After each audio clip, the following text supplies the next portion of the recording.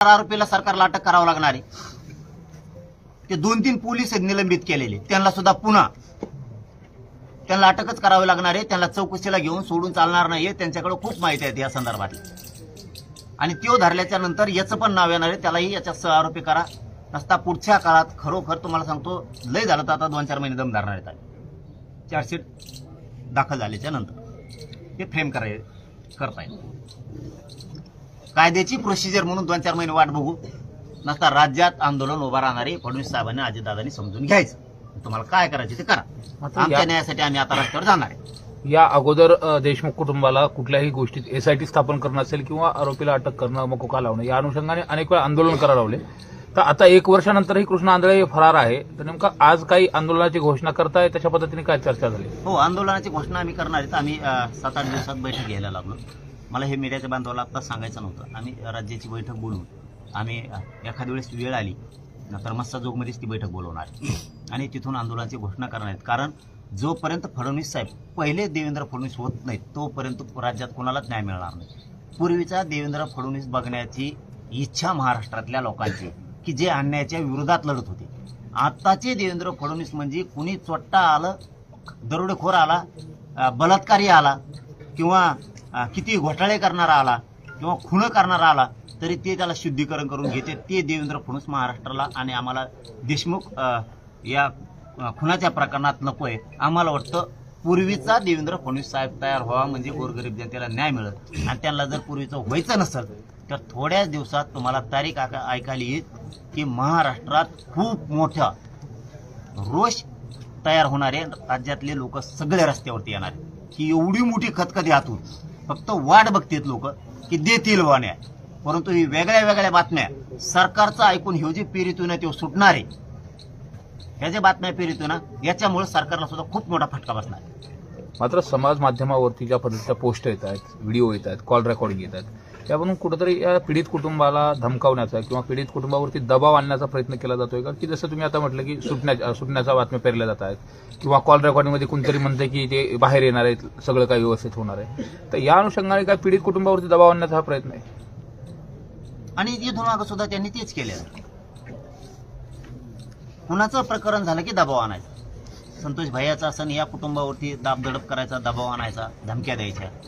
महादेव मुंडेचं प्रकरण असेल किंवा ते आंधळेचं प्रकरण, असे शेकडो प्रकरण आहेत। हे दबावच आणायचं तंत्रच यांचं होतं आत्तापर्यंत आणि एक प्रकारे त्यांनी सिद्ध पण केलं त्या दिवशी त्या दाण्यानी की मला तिची आठवण येते म्हणला। याचा अर्थ त्यांनी त्यांचं कनेक्शन सिद्ध केलंय की ही याची टोळी आहे आणि ही टोळी त्याच्यासाठी चालवत होता।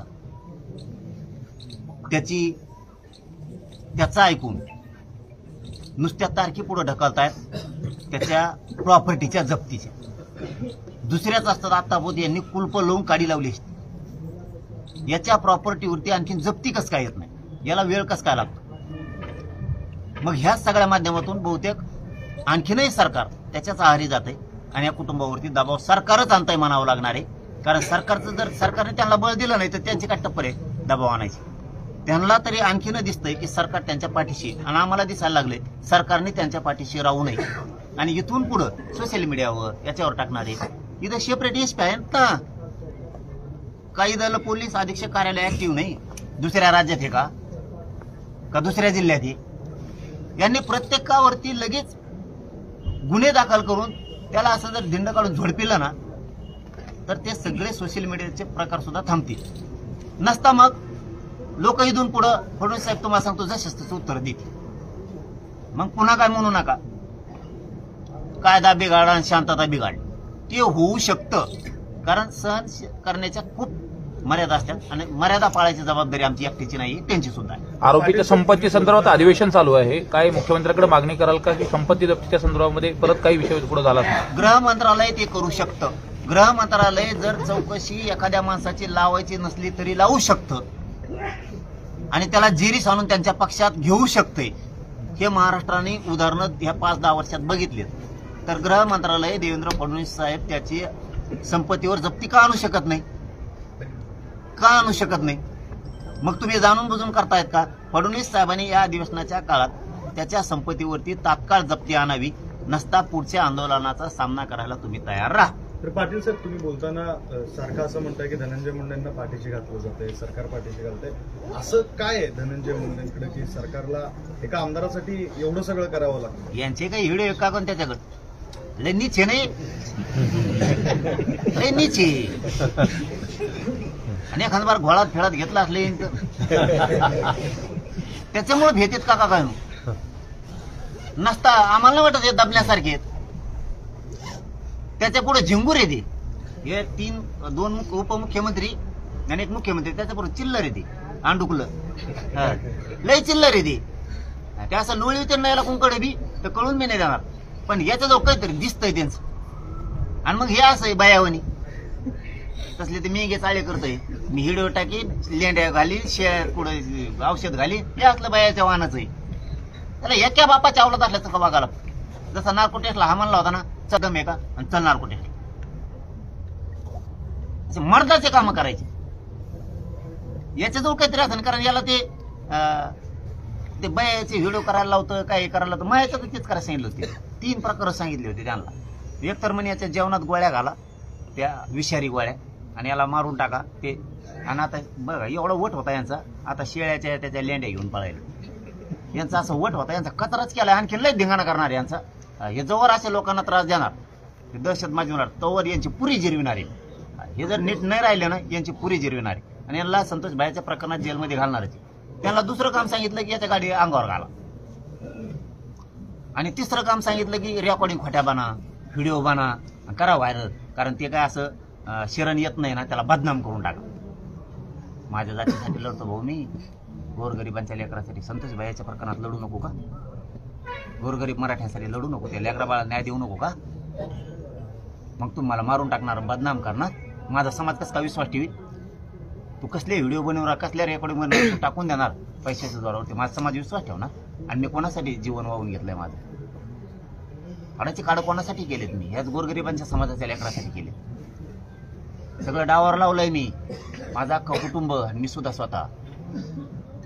आणि नीच पायदास असली की व्हिडिओ बनवणार, टाकणार, त्याच्यावर माझा समाज आणि सरकार पण विश्वास ठेवणार का? ते असले नीचे. त्याच्यामुळं त्यांचं काहीतरी असू शकतं म्हणून हे भीत येतो. नसता असे लात मारून बाहेर काढ असतं ना, त्याला बहुतेक अंदाज येतोय. नसन तर त्याला लात मारून बाहेर काढ. तुमजवळ काहीच नसन ना, त्याचं तुमजवळ काही गाबाळ नसेल तर लात मारून बाहेर काढा.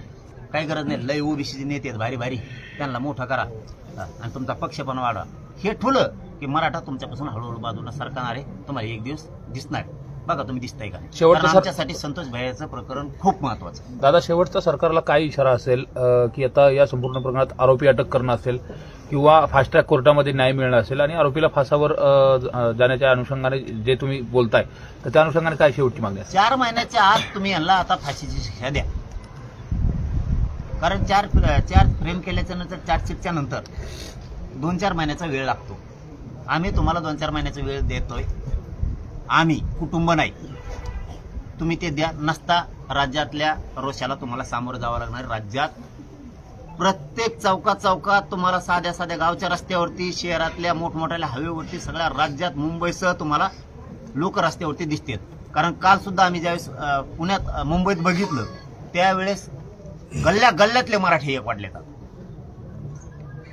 मुंबई सुद्धा बंद पडू शकते इतक्या ताकदीनं आम्ही आंदोलन उभा करणार.